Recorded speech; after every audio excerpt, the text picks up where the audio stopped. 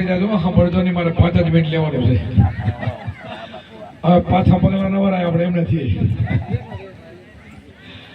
આપણે ખૂબ આખો દિવસ આનંદ કર્યો છે. કાલે પણ થોડો સત્સંગ હતો અને વળી અમારે કાલે પણ વાયક છે, એટલે હું બધા ઉઠી જવું નથી કહેતો, પણ આપણે ખૂબ આનંદ કર્યો છે.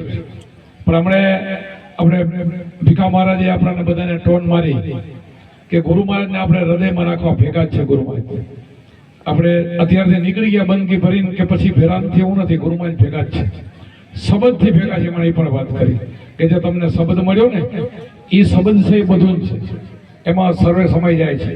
એટલે ગુરુ મહારાજ શિષ્ય ગુરુમાં સમાય છે, એકમેક છે, કાંઈ જુદું હોતું નથી. એટલે તમે બધાએ પ્રેમીજન ખૂબ ખૂબ લાભ લીધો છે.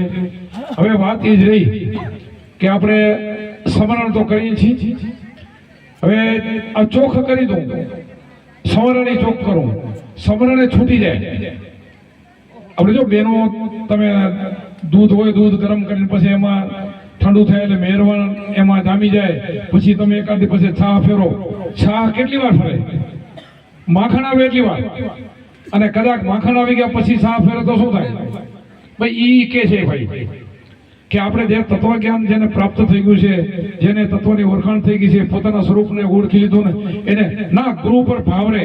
ભાવ તો અમારા ગુરુમાં અત્યારે દેશી નથી ને, તો અમારા આંખામાંથી પાણી નીકળે છે. એ ભાવ તો છૂટશે જ નહીં. એ ભાવ છૂટી ગયો એનામાં કાંઈ રહેતું નથી. ગુરુનો ભાવ છૂટી ગયો ને, એ માણસ ભૂલો ગમે બોલ બોલ બક બક કરે, એનામાં કાંઈ ન હોય. આ હૃદયથી બોલું છું, સત્યતાથી બોલું છું. એટલે ગુરુ મહારાજ તો ભેગા છે સદા એને માટે. એટલે હવે આપણે આ બધું દયા ભક્તે પણ બહુ આમ ઊંચી લાઈલોની વાત કરી હતી, પણ એ જગ્યાએ આપણે હોઈએ તો, એ જગ્યાએ હોઈએ ને તો બધું જ છૂટી જાય છે, કાંઈ કરવાનું રહેતું નથી. આપણે કુંભારામે કીધું છે, આપણે કુંભારામે કીધું જ્ઞાની પુરુષ ધ્યાનમાં રહેતા દિવસ અને રાત, ધ્યાનમાં ધણી ઓળખ્યા મર્યાદિના. શું કીધું? મળી ગયા. મળી ગયા પછી તો ધોળ બંધ થઈ જાય ને. આપણે એટલું સમજી કે મળી ગયા પછી શું કરવાનું? કાંઈ નહીં. મળી ગયા પછી એને આનંદ કરવાનો હોય, એ આનંદ કરશે. આપણો એકમેક થઈ ગયા બધા. અને એવી આપણે કીધું ને કાલે ભજન ગવાતું, આજે ગવાતું, સુરતા સુગડ સમેટ ઘટમાં સાહેબ પેટી ગયું. બસ એ જ છે. આપણે શબ્દના સુરતાના જેના લગ્ન થઈ ગયા છે ને, એ પછી સુરતા ડગતી ન હોય તો આ બીજે બધે ધોળે એનું કામ નહીં. એ પાછું વરી પાકું છે, ત્યાં સુધી આપણે અધૂરું છે. અધૂરું હોય તો વરી પાછું એક થી ગોઠવું પડે. એને માટે કરવું પડે. એના માટે રોજ સ્મરણ કરજો, રોજ 4 વાગે ઉઠે. એને કે છે મારે થોડે, તમને નહીં. તમારે તો છૂટી ગયું. આ કુંભારામે કીધું કે જેને જાગૃત નગરી કો ચોર લઈ લૂંટે એને જખમારે જમજુતા. તમારે જે જાગૃતિ કરાયું ને, જાગૃતિ કઈ આવી? આ જીવન કે જીવને જ્યાં રાખી આ વાગે અનહતું, આ જાગૃતિ છે.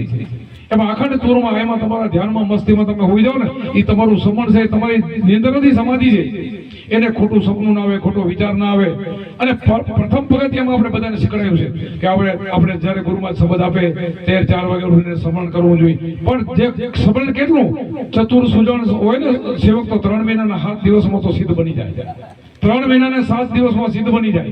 પણ આપણે બનવું હોય તો એને પછી કંઈ કરવાની જરૂર નથી. એ તો બની ગયો છે. પછી તો એને જ્ઞાની પુરુષ ધ્યાનમાં રહેતા દિવસ ને રાત ધ્યાનમાંથી ધણીને ઓળખ્યા મર્યાદા એને મળી ગયો છે.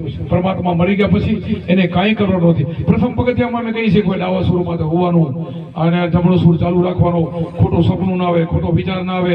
સવારમાં ઉઠીને આપણો ડાવો સુર ચાલુ થઈ જાય, એમાં ભજન કરવાનું. ચંદ્રકર સુવો, સુર જાગો, સુરમાં જઈને સમાવો. આ બધા પહેલા પગથિયામાં આવે. પછી બધું છૂટી જાય. પછી તો સુસમણાનો દોર તમારો ચાલુ છે, બંધ થતો નથી. જ્યારે લેવી હોય ઘરમાં તમે આવી શકો છો. એટલો બધો આપણો આ ભેદ છો. અને આ ભેદ એટલે તો 3 લોકનું મૂલ્ય કીધું છે.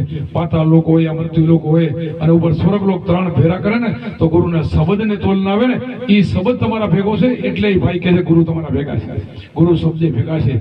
એટલે એના માટે મળો. આપણે જુદા પડીએ એટલે બધાને એમ થાય કે આપણે ગુરુમાં મળ્યા નથી એવું થાય.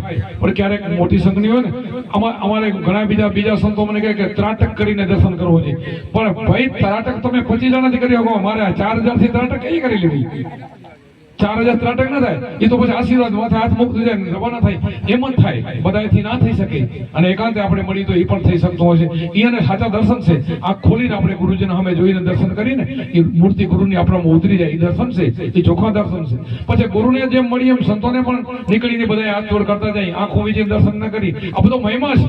આ બધું શીખવા અહીંયા મળે, સત્સંગમાંથી મળે. અને આ મનની પવિત્રતા અહીંયાથી આવે. આપણું મન છે ને, મનને આ મનનો ખોરાક છે સત્સંગ. મનને રોજ સત્સંગ જોઈએ. એટલે હવે ઘણો સત્સંગ નહીં લઉં, ક્યાંક આજુબાજુ ઊભા છે ભાઈઓ જાતા જાતા. બોલો સતગુરુદેવ કી જય.